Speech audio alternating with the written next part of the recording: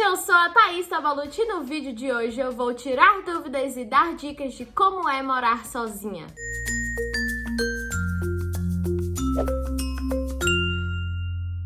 Contextualizando a galera que me conhece há pouco tempo e ainda não sabe disso, eu na verdade sou de Manaus, Amazonas. E em 2014 eu me mudei pro Rio de Janeiro para estudar teatro. Quando acabei meu curso, me mudei para São Paulo. Nesse meio tempo, quando eu me mudei pro Rio de Janeiro, eu me mudei com meu melhor amigo e a minha tia morava lá, ela era literalmente minha vizinha de prédio. Só que um ano depois, os dois voltaram para Manaus e eu fiquei realmente morando sozinha lá. Obviamente, eu sei que eles estarem lá no período de adaptação e de mudança me ajudou demais.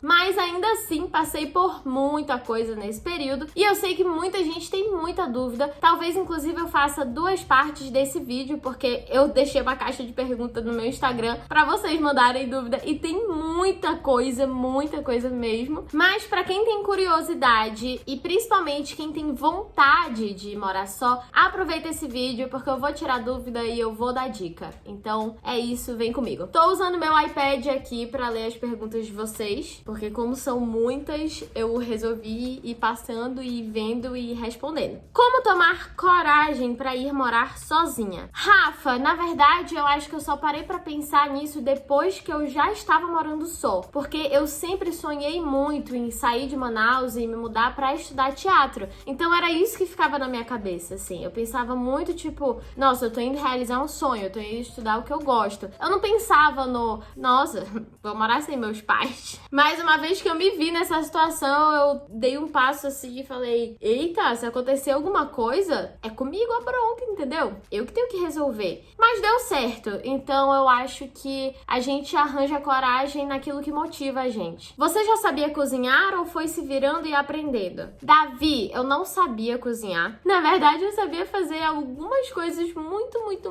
básicas, tipo ovo, tapioca, que não tem mistério, entendeu? É só tu colocar lá na frigideira e enfim. Mas eu tive que ir me virando. Quando minha tia ainda morava lá, eu comia muito lá na casa dela, então pra mim era bem mais prático. Mas chegou um momento que não tinha mais como ficar enrolando. E eu tentei fazer arroz 1, 2, 3 vezes. Sempre ficava meio, não sei, ele dava pra comer, mas não tava gostoso. Eu tive que ir me arriscando, obviamente sempre com segurança. Pelo amor de Deus, gente, se vocês não sabem cozinhar, não comecem pelo difícil. Começa pelo básico, pelo que não é perigoso, tá? Não vai tentar fritar alguma coisa. Mas já fica a dica aí pra quem tem vontade de morar só. Aprendam a cozinhar enquanto vocês não precisam. Porque aí, quando vocês precisarem, vocês já vão comer uma comida gostosa, entendeu? Não vão ficar se arriscando, comendo uma comida mais ou menos, porque é o que tem pra hoje.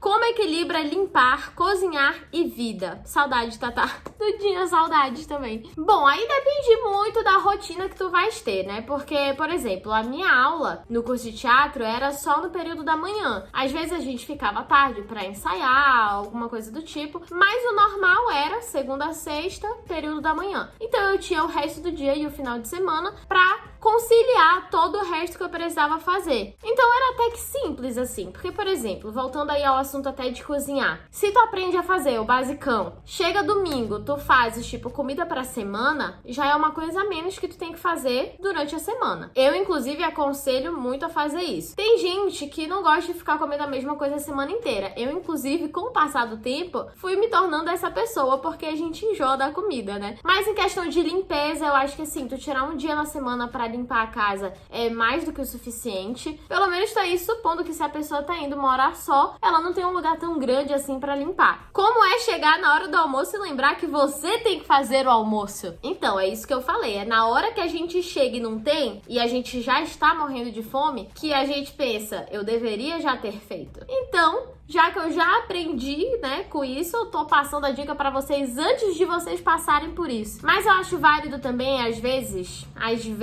quando é emergência, ter uma comida pronta, prática e fácil. Por exemplo, miojo, lasanha congelada, alguma coisa que sirva ali pra um negócio do tipo, nossa, hoje não deu pra fazer comida, acabou tudo, não vai dar tempo de sair pra comprar nada, não vai dar pra pedir nada, nada, então, emergência, vou comer isso aqui. A gente tem que tomar muito cuidado com a nossa alimentação quando a gente vai morar só, porque de repente não tem ninguém pra falar que tu não pode ou não deve comer tais coisas, né? Tem que ter a consciência de equilibrar, sabe? Beleza, eu amo comer doce, por exemplo, mas eu não comia doce todo dia, por uma questão de saúde mesmo. Ansiedade e viver sozinho, como lidar? És maravilhosa, beijo de Portugal. Ai, meu Deus, que fofa. Muita gente falava comigo como se morar só fosse estar só, mas eu não me sentia assim. Lógico, né? Ao longo do tempo, tiveram alguns pequenos momentos que eu me senti sozinha, eu ficava com saudade das pessoas, mas era só assim, coisa de uma ligação, um WhatsApp ou sei lá, e distrair minha cabeça assistindo uma série, um filme, um vídeo. Eu acho muito importante a gente pensar que não é porque estamos literalmente sozinho em um lugar que a gente não tem ninguém com a gente, né? Porque pra mim isso é uma coisa que vai além de um espaço físico. E esse período de mudança, ele pode ser muito difícil, porque eu, por exemplo, cheguei no Rio, eu não conhecia ninguém que ia fazer o curso de teatro junto comigo, mas eu tinha meu melhor amigo e minha tia. E eu sei que eles me ajudaram muito nesse período, porque foi o tempo que eu tive pra fazer amigos, e depois quando eles voltaram pra Manaus, eu já tava me sentindo muito em casa, assim, lá no Rio. Então a minha dica pra vocês é, quando vocês se mudarem, se abram mesmo pra fazer novas amizades. E não esqueçam das amizades antigas também, porque tá todo mundo junto, de verdade. Se aparecer algum bicho que você tem medo, como que faz? Ana, eu vou te falar. Eu tenho fobia de aranha. E apareceu uma aranha um dia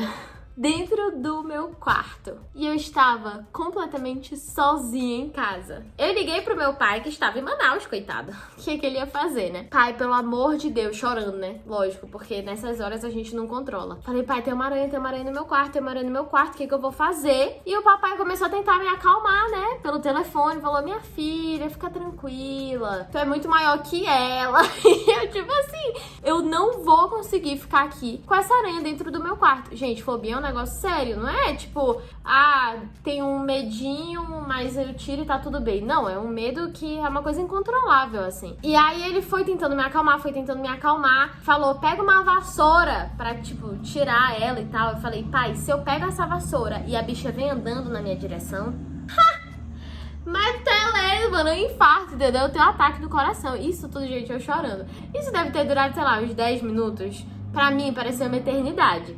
Eu sei dizer pra vocês, gente, que comecei a arremessar meus calçados na pobre da aranha, que não tem nada a ver com o meu medo. Até que acertei nela, a aranha morreu e minha parede ficou cheia de marca de sapato. Vida que segue, tive que arranjar ali força de algum lugar, porque de duas uma. Ou eu deixava o apartamento pra ela, ou eu ia ter que dar um jeito. E o medo de não morar mais com os pais, como você lidou? Então, como eu falei aqui antes, eu acho que minha ficha só caiu depois que eu já tava lá, né? Que eu comecei a perceber que tudo eu ia ter que fazer.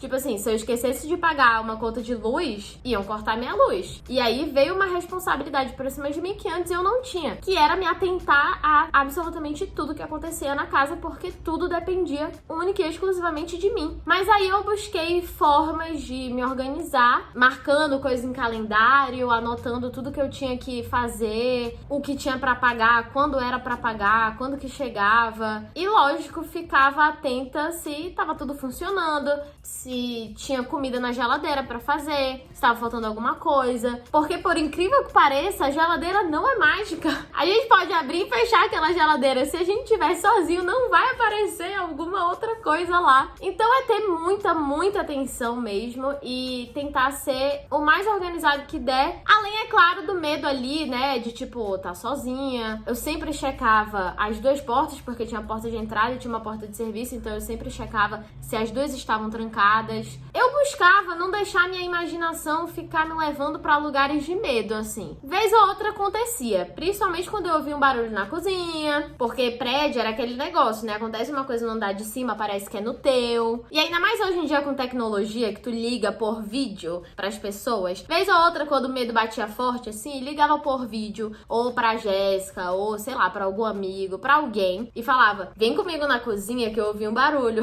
A procrastinação por poder fazer tudo no seu tempo aumenta ou diminui? Que pergunta maravilhosa!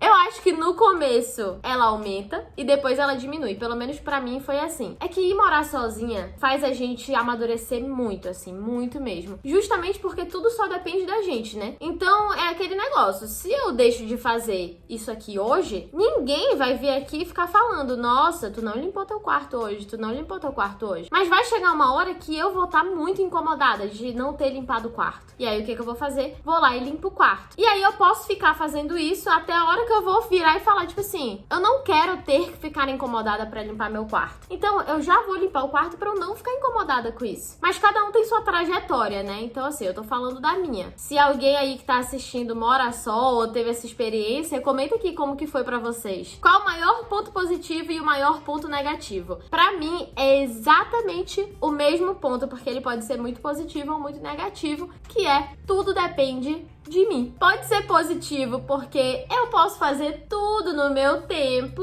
e pode ser negativo porque se eu não fizer, eu não tenho nem a quem culpar, a não ser eu mesma. Seus pais aceitaram de boa a decisão de se mudar? Olha, de boa, não. Na verdade, eu sempre falei, tipo, a vida inteira eu falei, não, eu vou ser atriz e eu quero estudar isso, eu vou sair de Manaus pra estudar isso. E o meu pai, ele tipo assim, não, beleza, tu vais e tal, vai estudar isso. E a minha mãe, ela já ficava com um pouco mais de receio, né? Então rolaram ali uns anos falando, tipo, é isso que eu quero, eu vou atrás disso, não sei o que, não sei o que, não sei o que. Mas eu acho que a minha mãe realmente se convenceu quando eu viajei pro Rio, ela tava comigo e eu fui fazer um curso livre de tipo uma semana e ela viu o quanto eu amei e fiquei, nossa, realizada com esse curso. E eu já tinha me formado na escola. Eu acho que naquele momento ela falou tipo assim, ela realmente ama demais isso e se a gente pode, vamos investir nisso então. Obviamente, dependeu também muito de mim, né? De mostrar que eu poderia, que eu estava apta a ir morar sozinha, a estudar em outro estado e longe deles e tudo mais. Mas teve que ter muita confiança da mamãe e do papai em mim, porque morar sozinha é, além de uma responsabilidade com o lugar, é uma responsabilidade pessoal também, né? De eles terem certeza que eu vou me alimentar direito, que eu vou cuidar da casa, que eu não vou fazer nada de errado.